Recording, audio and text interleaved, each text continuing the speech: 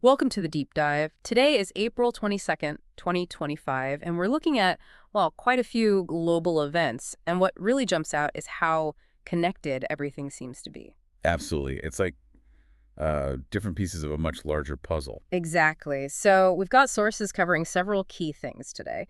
There's this controversy around the U.S. Defense Secretary Pete Hegseth. Hmm. Then the really difficult situation, the humanitarian crisis in Gaza, which seems to be escalating. Yeah, unfortunately. Also, big shifts in U.S. immigration policy under the Trump administration. A significant reversal there. And alongside that, complexities in U.S. foreign relations, economic anxieties. The New York Times has some coverage on that. Right. Trade talks and tensions. And finally, over in the UK, shifts in their immigration approach and Middle East policy. Domestic pressures meeting foreign policy. So our aim here is to, try and connect these dots, see what underlying forces might be at play and what it all could mean. Yeah, looking beyond the headlines to the, let's say, the undercurrents shaping the global climate. Okay, let's start here in the U.S. then. Al Jazeera is reporting that Defense Secretary Pete Hegseth apparently shared some sensitive military details About Yemen, yes. via a private signal chat group.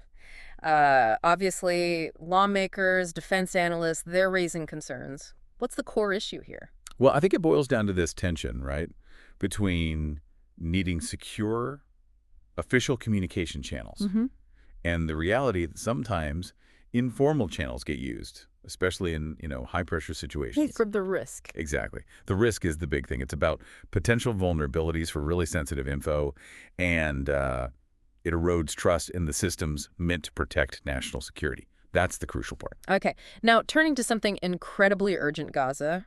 The reports, again, from Al Jazeera are just deeply concerning. At least 32 deaths from Israeli airstrikes recently. And the displacement figures are staggering. Over 500,000 people. 500,000. And aid agencies are sounding the alarm, warning that humanitarian support could actually collapse. It highlights the extreme fragility, doesn't it? When you have a protracted conflict like this, the international aid efforts are stretched so thin. So the takeaway is? The takeaway is, well, it raises serious questions about the global community's capacity, maybe even willingness to sustain support long term. And if basic needs aren't met, what are the consequences for stability in the whole region? It's precarious. Right. Back in the U.S., another Al Jazeera report, a major immigration policy change. The Trump administration has ended a parole program. This affects, what, over 530,000 immigrants? That's the number, yes. Yeah. It essentially revoked their legal status provided under that program. Which was started under Biden, right? Correct. A complete reversal. And now there are protests, legal challenges. Focused on human rights, due process. Exactly. It really underscores how quickly these policies can change. And the profound human impact is immediate. These legal battles highlight those fundamental debates we always have around immigration. Okay, let's shift gears a bit. U.S. foreign relations and the economy. The New York Times talks about the Biden administration navigating some tricky waters. Stalled trade talks in the parts of Asia, for instance. And just generally rising global economic tensions. How do these pieces fit together? What does it tell us about America's place right now? Well, given how interconnected economies are, these stalled talks and tensions, they suggest a sort of complex reevaluation happening. A reevaluation of Trade relationships, economic power dynamics. It points towards maybe a period of greater uncertainty in international cooperation, perhaps more competition. And that naturally affects diplomatic leverage and where global economic policy might be heading. Makes sense.